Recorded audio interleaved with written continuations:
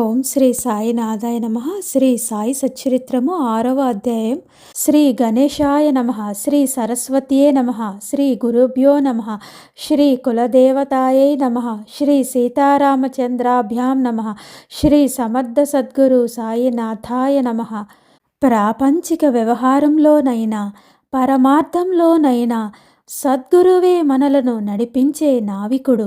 అటువంటప్పుడు వారే మనలను తీసుకొని వెళ్ళి ఆవలి ఒడ్డున దింపుతారు. సద్గురువు అన్న పదం మనసులో మెదలగానే మొదట సాయియే గుర్తుకు వస్తారు. ప్రత్యక్షంగా వారు మన ఎదుట నిలిచి తమ అభయహస్తాన్ని మన శిరస్సు మీద ఉంచుతారు. దునిలో విభూతితో ఉన్న వారి వరదహస్తం మన మస్తకాన్ని తాకగానే హృదయంలో అమితమైన ఆనందం మనందరికీ ఉప్పొంగిపోతుంది. ప్రేమ కళ్ళ నుండి ప్రవహిస్తుంది. గురువు యొక్క కరస్పర్శలోని విశిష్టత ఆశ్చర్యకరం. ఆ స్పర్శ ప్రళయాగ్నిలో కూడా దహింపబడని సూక్ష్మ శరీరాన్ని దహింపజేసి భస్మీభూతం చేస్తుంది.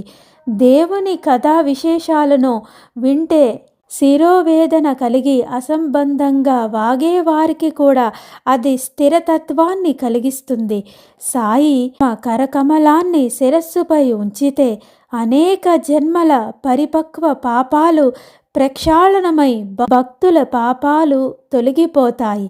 వారి సుందర రూపాన్ని చూస్తుంటే పరమానందంతో కంఠం గద్గదమవుతుంది. కళ్ళ నుండి ఆనంద బాష్పాలు ప్రవహిస్తాయి. హృదయంలో అష్టభావాలు ప్రకటమవుతాయి. సోహం భావం జాగృతమై ఆత్మానందం కలుగుతుంది. నేను నువ్వు అనే భేదభావం వెంటనే సమసిపోయి సమరసమైన అద్వైత భావం కలుగుతుంది. పురాణాలను పవిత్ర గ్రంథాలను చదువుతుంటే అడగకుండగానే సద్గురు స్మరణకు వస్తారు. సాయిబాబా రామునిలాగా కృష్ణునిలాగా నటిస్తూ తమ చరిత్రను తామే వినిపిస్తారు.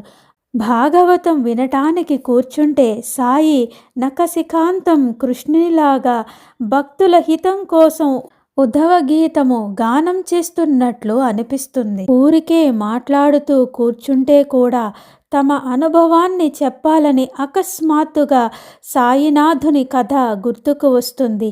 చెప్పటానికి కాగితం తీసుకొని వ్రాద్దామనుకుంటే అక్షరానికి అక్షరం జోడించడం వీలు కాదు. కానీ అదే సాయి తమ శక్తితో వ్రాయిస్తే రచనధార ఆగకుండా సాగుతుంది.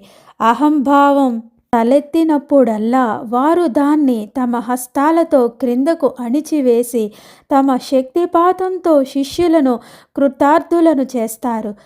కాయ వాచ మనస సాయి సమర్థుని సాష్టాంగపడితే కోరికలు కోరకుండానే ధర్మార్థ కామ మోక్షాలు తమంతట తామే హస్తగతమవుతాయి.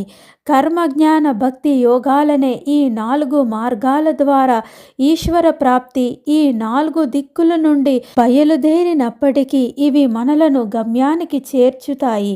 భక్తి మార్గం తుమ్మవనం వంటిది. గుంతలతో కూడిన అతి కష్టమైన మార్గం. ఒక్క అడుగు వేస్తూ నడిచే ఇరుకు మార్గం. అయినా అది హరి సమీపానికి తీసుకొని వెళ్తుంది. ముళ్లను తొలగించుకొని అడుగు వేయాలి. ఇది ఒక్కటే సులభమైన ఉపాయం. అప్పుడే నిర్భయంగా మన ధామాన్ని చేరుకుంటామని గురుమాత స్పష్టంగా చెప్పారు. మనోమాలిన్యాన్ని భక్తితో శుభ్రం చేస్తే వైరాగ్యం వికసిస్తుంది. జ్ఞానం అనే పుష్పం కైవల్య ఫలం లభిస్తుంది. ఆత్మానందం కలుగుతుంది. జనన మరణాలు కూడా తప్పుతాయి. పరమాత్మ స్వయం సిద్ధుడు. అతడే త్రివిధ రూపమైన సచ్చిదానందుడు. ఉపాధిని గ్రహించి భక్తులకు జ్ఞానబోధన చేయటానికి ప్రకటమయ్యారు మన సద్గురువైన సాయినాథుడు. పరమాత్మ సత్వరజస్తమో గుణాలనే 3 గుణాలలో వ్యక్తమవగానే మాయ కూడా క్రియా ప్రయుక్తమై సత్వరజస్తమో గుణాలను సుస్పష్టంగా వ్యక్తం చేసింది. మట్టితో తయారైన ఒక విశిష్ట ఆకారం పేరు కుండ. అది బద్దలవుతే నామరూప వికారాలు పోతాయి. ఈ అఖిల జగత్తు మాయ నుండి వచ్చింది. జగత్తు మాయ కార్యానికి కారణభావం కలిగి ఉంటాయి. వాస్తవానికి మాయయే సాకారమై ప్రత్యక్షంగా జగత్తు రూపంలో ఉద్భవించింది. ఈ జగత్తుకు మునుపు మాయ బయటికి వ్యక్తం కాని స్థితిలో పరమాత్మలో లీనమై అవ్యక్తంగా ఉండేది. అంటే ఇది వ్యక్తమైనప్పుడు పరమాత్మ రూపం, అవ్యక్తంగా ఉన్న పరమాత్మ రూపమే. ఈ విధంగా ఈ మాయ పరమాత్మకు ప్రతిరూపం, పరమాత్మకు అభేదం. ఈ మాయ తమోగుణం నుండి చలనం లేని నిర్జీవ జడ పదార్థాన్ని నిర్మించింది. ఇదే ఆమె మొదటి క్రియ. తరువాత మాయ యొక్క రజోగుణం పరమాత్మ యొక్క చిత్ కళలతో కలిసి ఉభయ స్వభావ గుణాలతో విశ్వ చైతన్యమైంది. అటు తర్వాత మాయ యొక్క సత్వగుణ బుద్ధి తత్వాన్ని నిర్మించింది. ఇందులో పరమాత్మ యొక్క ఆనందగుణం మిళితమవ్వగా అక్కడితో ఆ లీల సంపూర్ణమయ్యింది. ఈ విధంగా మాయ మహావికారి క్రియోపాధిని గ్రహించనంత వరకు, పై తెలిపిన పదార్థాలను నిర్మించనంత వరకు త్రిగుణాల అవ్యక్తంగానే ఉంటాయి. గుణానురూపమైన క్రియను చేపట్టనంత వరకు మాయ వ్యక్తం కాదు. అంటే ఏ క్రియ చేయక అక్రియగా ఉన్నంత వరకు అది అవ్యక్తంగానే ఉంటుంది. మాయ పరమాత్ముని కార్యమైతే ఈ జగత్తు మాయ యొక్క కార్యం. సర్వం కిల్విదం బ్రహ్మ, దృశ్య జగత్తు అంతా బ్రహ్మయే అన్న ఈ తత్వం బ్రహ్మ, మాయ మరియు జగత్తు ఈ మూడిటి యొక్క ఐక్యతను తెలుపుతుంది. ఈ మూడు ఒక్కటే అన్న అభేదాన్ని నిశ్చయంగా అనుభవపూర్వకంగా పొందాలని కోరుకునేవారు వేద శాస్త్రాలను అధ్యయనం చేయాలి. సార విచార శక్తి వేద శాస్త్రాలు, శృతులు, స్మృతులు, గురువచనాలు, వేదాంత వాక్యాల అనుభవం పరమానంద ప్రాప్తి కలిగిస్తాయి. నా భక్తులు గృహాలలో అన్న వస్త్రాలకు లోటుండదని సాయినాథులు అభయమిచ్చిన విషయం భక్తులకు అవగతమే. నన్ను అనన్యంగా భజించేవారు, నిత్య పవిత్ర మనసులతో నన్ను సేవించేవారి యోగక్షేమాలు వహించటం నా వ్రతం. ఈ భగవద్గీత వచనాన్ని ప్రమాణంగా తీసుకోండి. ఇక్కడ అన్న వస్త్రాల కొరతే ఉండదు. వాటి కోసం మీ శక్తిని వ్యర్థం చేసుకోకండి అని సాయి అన్నారు. లౌకికమైన గౌరవ మర్యాదలు వదిలిపెట్టి దేవుని ద్వారం వద్ద తలను వంచండి. దేవుని ఎదుటే కొంగు చాచండి. దేవుని అనుగ్రహాన్ని పొందండి. లోకులు గౌరవించినంత మాత్రాన తనను తాను మరిచిపోవాలా? ఆరాధ్యమూర్తి యొక్క అంతఃకరణ కరుణతో కరిగిపోయే చెమటలు పట్టాలి. ఈ ధ్యేయం మీదే ప్రీతి కలగాలి. సర్వేంద్రియాలకు భక్తి పిచ్చి పట్టాలి. ఇంద్రియ వికారాలు భక్తి వైపు మొగ్గాలి. ఇక ఇతర కోరికలు ఏముంటాయి? ఇంకా ఇతర విశేషాలపై ఏమాత్రం కూడా ప్రీతి లేకుండా ఎల్లప్పుడూ భజన జరగాలి.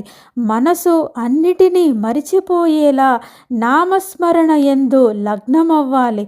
అప్పుడు శరీరం, గృహం, ధనం ఇవి ఏవీ మనకు గుర్తుకు రావు. చిత్తం పరమానందంలో నిమగ్నమవుతుంది. మనస్సు నిశ్చయంగా సమదర్శితమై పరిపూర్ణమై ప్రశాంతతను పొందుతుంది. సత్సంగం చేసిన ఫలితంగా చిత్తవృత్తి శాంతించాలి. అనేక విషయాలపై చంచలంగా భ్రమించే మనస్సుకు ప్రశాంతత ఎక్కడిది? శ్రోతలు ఈ సాయి సచ్చరిత్రను శ్రవణం చేసే మనస్సు భక్తి వైపు మరులుతుంది. అందువలన నవనాథులైన శ్రద్ధగా భక్తి భావంతో ఈ కథను వినండి. కథలలో విశేషాలను వింటే చంచలమైన మనస్సుకు తృప్తి, విశ్రాంతి కలుగుతాయి.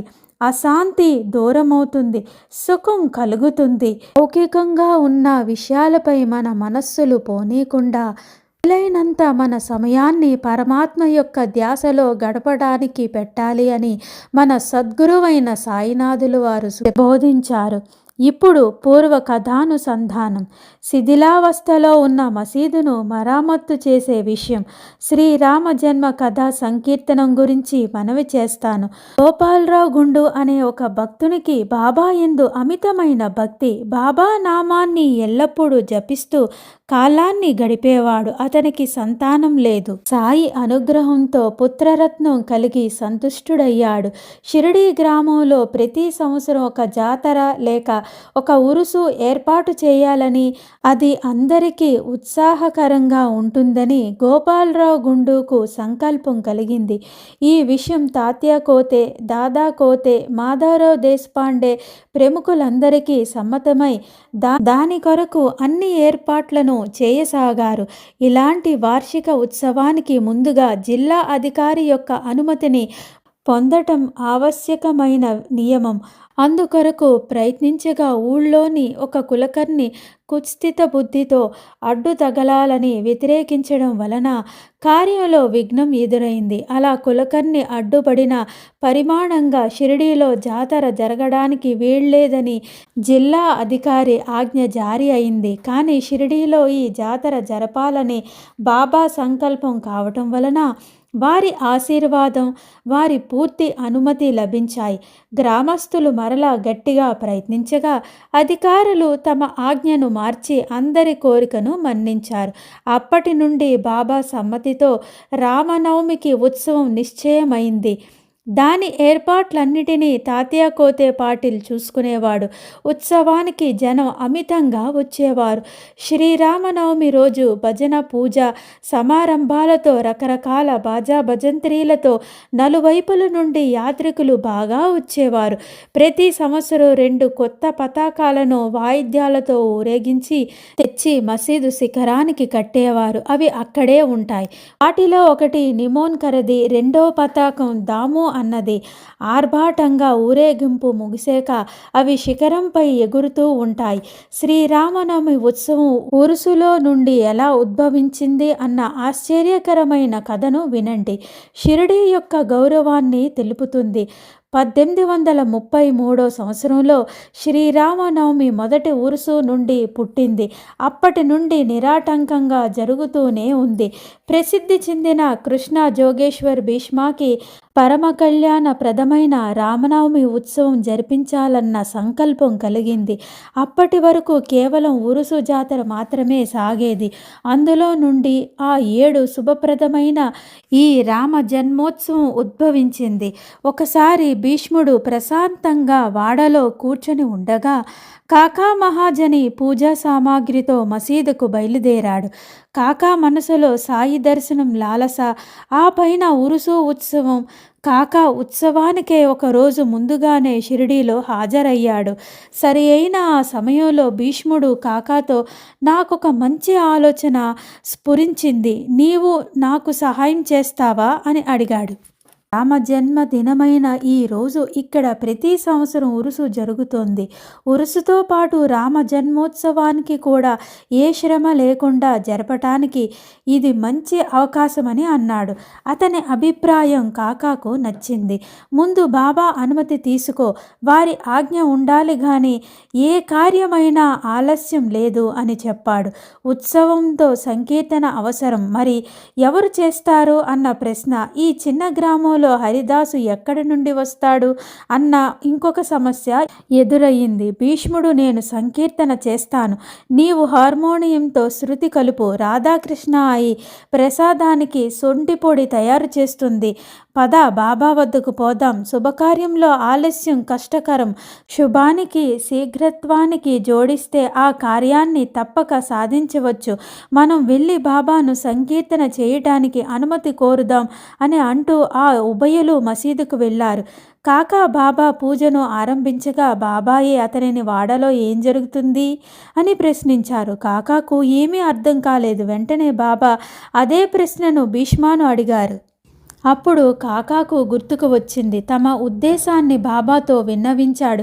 బాబాకు ఈ విషయం నచ్చింది. అలా ఉత్సవం నిశ్చయమైంది. మర్నాడు ఉదయం బాబా లిండికి వెళ్ళడం చూసి సభా మండపంలో ఉయ్యాలను కట్టి సంకీర్తనకు సిద్ధమయ్యారు. తర్వాత ఆ సమయానికి శ్రోతలు గుమ్ముగూడారు. బాబా తిరిగి వచ్చారు. భీష్ముడు లేచాడు. కాకా వచ్చి హార్మోనియం ముందు కూర్చున్నాడు. ఇంతలో బాబా అతనిని రమ్మని కబురు పంపారు. బాబా నిన్ను రమ్మంటున్నారు అన్న కబురు విని మనసు మూగబోయింది. ఏం జరుగుతుందో తెలియదు. కథలో రసభంగం వాటిల్లకూడదు. బాబా యొక్క పిలుపు కాకాను కలవరపరిచింది. బాబా కోపం వచ్చిందా, సంకీర్తన నిర్విఘ్నంగా జరుగుతుందా అని అనుకుంటూ కాకా అడుగు ముందుకు వేస్తూ వెనక్కు వేస్తూ భయం భయంగా నడుస్తూ మెల్లగా మెట్లు ఎక్కాడు. కానీ ఆలోచనల్లో పడ్డాడు. అతనిని బాబా ఎందుకిక్కడ ఉయ్యాలను కట్టారు అని అడిగారు. కథా సంకీర్తన కోసమని విని బాబా ఆనందించారు. అక్కడే సమీపంలో ఉన్న నింబారు వద్ద నుండి అందమైన ఒక పూలమాలను తీసి కాకా మెడలో వేసి ఇంకొక మాలను భీష్ముని కోసం ఇచ్చారు. ఉయ్యాల గురించి అడిగినప్పుడు భయపడ్డ కాకా మెడలో మాల పడగానే అందరికీ ఊరట కలిగింది. ఎంతో ఆనందం కలిగింది. అసలే భీష్ముడు బహుశ్రుత వివిధ కథా పారంగతుడు కనుక సంకీర్తన రసభరితంగా సాగింది. శ్రోతలు అమితానందాన్ని పొందారు. బాబా కూడా అప్పుడు ప్రసన్న వదనులయ్యారు. అనుమతిని ప్రసాదించినట్లే ఉత్సవాన్ని భజన సంకీర్తన సమేతంగా చేయించుకున్నారు. రాముని జన్మ సమయమందు బాబా కళ్ళలో గులాల్ పడగా కౌసల్య మందిరంలోని శ్రీరాముని బదులుగా బాబా నరసింహస్వామిలాగా ప్రకటమయ్యారు. గులాల్ కేవలం సాకు. రాముని జన్మలోని ఉత్సాహంతో రామను రావణాసురుడు నశిస్తాడు. అంటే దుర్వృత్తి అనే రాక్షసుడు నశిస్తాడు. అకస్మాత్తుగా బాబాకు కోపం వచ్చింది. నరసింహస్వామిని ప్రత్యక్ష అవతారంలాగా తిట్లు శాపాలు అమితంగా కురిపించసాగారు. ఉయ్యాలను ముక్కలు చేస్తారేమో అని దాన్ని ఎలా భద్రపరచాలని రాధాకృష్ణ ఆయికి మనసులో చింత పట్టుకుంది. అందుచేత దానిని వెంటనే విప్పివేయమని వెనక నుండి అనగా కాకా ఉయ్యాలను విప్పటానికి ముందుకు జరిగాడు. అప్పుడే బాబా అత్యంత కోపంతో కాకా మీదకు ఉరికారు. ఉయ్యాలను విప్పే పని ఆగిపోయింది. బాబా వెంటనే చల్లబడ్డారు. తర్వాత మధ్యాహ్నం ఉయ్యాలను విప్పడానికి బాబా అనుమతిని కోరగా బాబా ఆశ్చర్యంగా అప్పుడే ఉయ్యాలను ఎలా విప్పుతారు, దీని అవసరం ఉంది కదా అని అన్నారు. ఆ అవసరం ఏమిటి? సాయి వచనాలు ఊరికే అన్నవి కావు అన్న ఆలోచనగా బాబా చెప్పిన మాట నిజమే. ఉత్సవం ఇంకా సమాప్తి కాలేదని వారికి బుద్ధికి స్ఫురించింది. ఉత్సవం జరిగిన మర్నాడు గోకుల కాల జరిగితేనే కానీ ఉత్సవం సంపూర్ణం కాదు. అందువలన రెండవ రోజు గోపాలకాల కీర్తన జరిగాక ఉయ్యాలను విప్పటానికి బాబా అనుజ్ఞ ఇచ్చారు. తరువాతి సంవత్సరం భీష్ముడు లేడు. సంకీర్తనకు బాలాబువా సతార్కర్ను రప్పించవలెనని తలిచారు. కానీ అతనికి కవాడ్యకు వెళ్ళవలసి ఉందని, అందువలన కాకా మహాజని అర్విచీన తుకారాముని ప్రసిద్ధి చెందిన బాలాబువా అనే భక్తుని తీసుకుని వచ్చి అతనితో ఉత్సవాన్ని చేయించారు. అలా బాలాబువా కూడా దొరకని పక్షంలో కీర్తనకు కాకాయే నడుం కట్టవలసి వచ్చేది. అతనికి దాసుగను రచించిన రామనవమి కథ బాగా తెలుసు. 3 సంవత్సరాలు బాలభువ సతార్కర్ సమయానికి షిరిడీకి రావడం ఎలా జరిగిందో శ్రద్ధగా వినండి. సాయిబాబా కీర్తిని విని వారిని దర్శించుకోవాలన్న కోరిక బాలాభువ మనసులో కలిగింది. కానీ తనకు ఎవరు తోడు దొరుకుతారా అనే అతని ఆలోచన. బాలాబువ స్వయంగా హరిదాసు సతారాలో ఉండేవాడు. కానీ అప్పుడు ముంబైలో బరేల్ అన్న చోట ఉన్నాడు. సతారా జిల్లాలో బీర్వాడ్ సిద్ధ కవాట్యాలో ఒక దేవస్థానం ఉంది. అక్కడ రామనవమికి ప్రతి ఏడు బువ సంకీర్తన చేసేవాడు. ఆషాఢ ఏకాదశి, చైత్రమాసంలో శ్రీరామనవమి ఈ 2 వార్షికోత్సవాలు జరగడానికి బువ పడ్డాడు. అక్కడ రాజసంస్థానం ప్రకారం ప్రభుత్వం ఆ దేవునికి ఖర్చు 124 రూపాయలు ఆ సంస్థానానికి ఇవ్వవలసిన ఏర్పాట్లు ఉండేది. ఈ 2 ఉత్సవాలకు బాలాబువాకు 30 రూపాయలు సంభావన ఇచ్చేవారు. కానీ ఆ సంవత్సరం కవాట్యాలో మహమ్మారి వచ్చి గ్రామస్తులు కష్టాల్లో పడ్డారు. అందువలన ఊరు ఖాళీ అయిపోయింది. రామనవమి ఉత్సవం ఆగిపోయింది. దాంతో ఉత్సవానికి మరో సంవత్సరం రమ్మని బువాకు ఉత్తరం వచ్చింది. సారాంశం రాముని సేవాభాగ్యం తప్పిపోయింది. సంభావన కూడా ఆగిపోయింది. అలా అతనికి షిరిడీకి వెళ్ళటానికి అవకాశం లభించింది. వెంటనే వెళ్ళి దీక్షితును కలుసుకున్నాడు. బాబా యొక్క పరమ భక్తుడైన దీక్షితు తలుచుకుంటే షిరిడీకి వెళ్ళాలన్న అతని కోరిక తీర్చగలడు. స్వార్థం పరమార్థం సాధించుకోవచ్చు అని తలచి అతడు దీక్షిత్తో ఈ 7 వార్షికోత్సవం ఆగిపోయింది. అందువలన బాబా దర్శనం చేసుకు చేసుకొని అక్కడ సంకీర్తన కూడా చేయాలని ఉంది అని చెప్పాడు. షిరిడీ నుంచి వచ్చిన మహాజని బాహుసాహెబ్ దీక్షిత్ అతనితో మీకు సంభావన ఇవ్వకపోవటం బాబా ఇష్టం, దాని గురించి మేము నిశ్చయంగా చెప్పలేం, కానీ మీరు కీర్తన చేయటం సమ్మతమే అని చెప్పారు. ఇలా సంభాషణ జరుగుతూ ఉండగా అక్కడికి కాకా మహాజని అకస్మాత్తుగా వచ్చి శుభశకునుల షిరిడీ ప్రసాదాన్ని విభూతిని పంచాడు. అప్పుడే షిరిడీ నుంచి వచ్చిన కాకా మహాజని క్షేమ సమాచారాలు తెలుసుకొని తన ఇంటికి వెళ్ళిపోయాడు. తర్వాత దీక్షితు బువాతో ప్రేమగా బాబాను అడిగి తెలుసుకొని వారి సమ్మతిస్తే మీకు తప్పక కబురు పెడతాను. నా ఉత్తరం అందగానే మీరు షిరిడీకి రండి అని, దారి ఖర్చులకు ఏమీ భయపడకండి, దానికోసం మీరేం కష్టపడకుండా నిశ్చితంగా ఉండండి అని చెప్పాడు. తర్వాత దీక్షిత్ షిరిడీకి వెళ్ళారు. బాబా అనుమతి ఇచ్చారు. బాలాబువ షిరిడీకి వచ్చి మనసారా సాయిబాబా దర్శనం చేసుకున్నాడు. అలా సాయిబాబా రామనవమి ఉత్సవ వైభవాన్ని అందరి సమక్షంలో విశేషంగా ప్రేమతో బాలబువాతో చేయించారు. తన కోరిక ఫలించినందుకు బాలాబువ ఎంతో సంతోషపడ్డాడు. సాయిబాబా కూడా ప్రసన్నులయ్యారు. అందరి మనోభీష్టం నెరవేరింది. బువాకు 150 రూపాయలు సంభావన కూడా ఇవ్వటానికి బాబా ఆజ్ఞ కాగా అతడు అపరిమితమైన ఆనందాన్ని పొందాడు. కవాట్యాలో 5 సంవత్సరాలకు లభించే సంభావన బాబా ఒకే సంవత్సరంలో ఇస్తే మరి బువా ఎందుకు ఆనందించడు? బాబాకు ఎంతో కృతజ్ఞతుడయ్యాడు. తర్వాత ఒకరోజు దాసుగను షిరిడీకి రాగా ప్రతి శ్రీరామనవమికి ఉత్సవం జరిపించే బాధ్యతను బాబా అనుమతితో అతనికి అప్పగించారు. అప్పటి నుండి ఇప్పటి వరకు కూడా శ్రీరామ జన్మోత్సవం అతి వైభవంగా ఆర్భాటంగా జరుగుతుంది. పీకల వరకు తినే అన్న సంతర్పణ, పేదలకు పిల్లలకు మహా ఆనందహేళ. సమాధి మందిరం యొక్క మహాద్వారం వద్ద మంగళ వాయిద్యాలతో మేళతాళాలతో ఆనందంగా ఈ సాయినాథుని ఘోష అంబరాన్ని తాకుతూ ఉంటుంది. గోపాలరావు గుండూకు ఉత్సవం జరపాలన్న సంకల్పం కలిగినట్లే శిథిలమైన మసీదును అందంగా రూపొందించాలని స్ఫూర్తి వచ్చింది. మసీదును తాను బాగుపరచాలని నిర్ణయించుకొని దానికై రాళ్లను సిద్ధపరిచాడు. కానీ ఈ యోగం అతని భాగ్యంలో లేదు కాబోలు. ఈ విశిష్టమైన కార్యం బాబా మనస్సుకు నచ్చినట్లుగా సిద్ధించింది. ఈ కార్యాన్ని నానా చందోర్కర్తో చేయించాలని, ఆ తర్వాత మసీదు నేలను కాకా దీక్షిత్ ద్వారా మరామత్తు చేయించాలని బాబా మనసులో ఉండి ఉంటుంది. అది అట్లాగే జరిగింది. బాబా ఆజ్ఞను అడిగి అలసిపోయి మహల్సాపతి మధ్యస్థం చేసుకోగా అప్పుడు బాబా తమ అనుమతిని ఇచ్చారు. మసీదు నేలను ఒక రాత్రిలోనే బాగు చేశారు. ఆ మర్నాడే బాబా గద్దెపై కూర్చున్నారు. క్రీస్తు శాఖ 1911వ సంవత్సరంలో సభా మండపం తయారైంది. దానికోసం ప్రచండ ప్రయత్నం చేసి ఎంతో ప్రయాసపడ్డారు.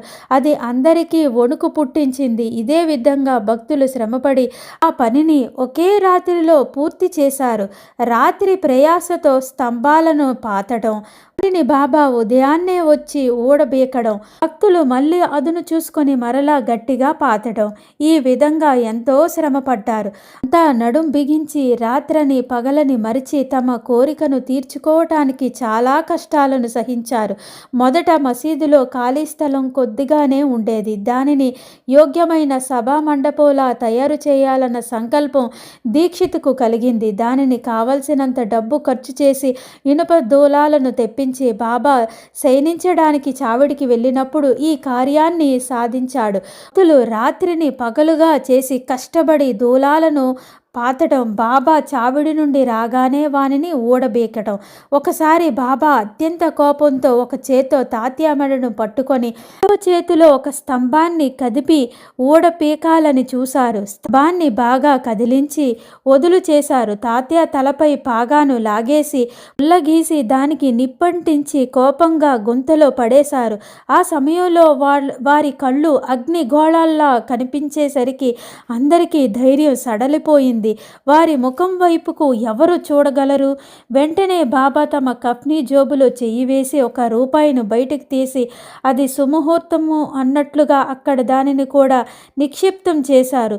తిట్లను శాపాలను వర్షంలా కురిపించారు. తాత్యా కూడా మనసులో చాలా కలవరపడ్డాడు. ఆ వికట పరిస్థితి ఎలా జరిగిందా అని జనులు భక్తులు ఆశ్చర్యపోయారు. ఈరోజు ఎందుకు ఈ దుస్సకనాలు? తాత్యా పాటేలుకు కలిగిన ఈ బాధ ఎలా తొలుగుతుంది? బాగోజీ షిండే ధైర్యం చేసి మెల్లమెల్లగా ముందుకు జరిగాడు. కానీ అతనిని కూడా బాబా చేతికి చిక్కాడు. బాబా అతని తమ ఇష్టం వచ్చినట్లు బాగా గుద్దారు. మాధవరావు కూడా వారి చేతిలో పట్టుబడ్డాడు. అతడు కూడా ఇటుకు దెబ్బలు ప్రసాదాన్ని పొందాడు. మధ్యస్థంగా వెళ్ళిన వారిని కూడా బాబా దెబ్బలతో అనుగ్రహించారు.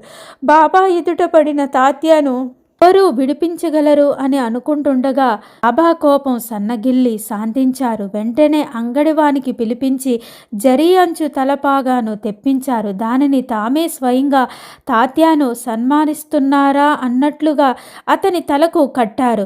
ఆ కోపానికి కారణమేంటి? తాత్యాపై విరుచుకుపడటం ఏమిటి?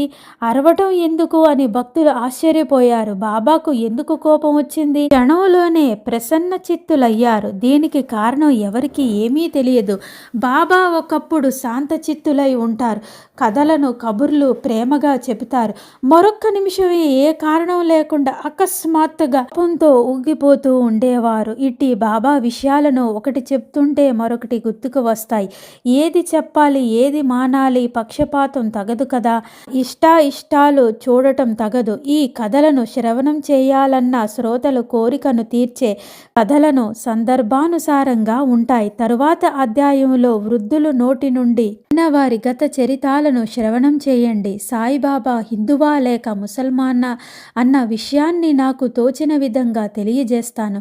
బాబా దక్షిణ నెపంతో డబ్బు తీసుకుని దేవాలయ జీర్ణోద్ధారణకై ఖర్చు చేయడం, దౌతి పోతి ఖండయోగంతో తమ శరీరాన్ని ఎలా కష్టపెట్టేవారు, భక్తుల కోసం ఎలా శ్రమ పడతారు, భక్తుల కష్టాలను ఎలా నివారిస్తారు అన్న వివరాలు తరువాతి అధ్యాయంలో స్పష్టమవుతాయి. వీనిని విని శ్రోతలు సంతుష్టులు పడండి. స్వస్తి. శ్రీ సంత సజ్జన ప్రేరితము భక్త హేమాడ్ పంత్ విరచితము అయిన శ్రీ సాయి సమర్థ సచ్చరిత్రంలోని రామ జన్మోత్సవ కథా వివరణ అన్న 6వ అధ్యాయం సంపూర్ణం. శ్రీ సమర్థ సద్గురు సాయి నాథార్పణమస్తు. శుభం భవతు. శుభం శ్రీ సాయి చరణార్పితమస్తు. ఓం సాయిరాం. జై సాయిరాం.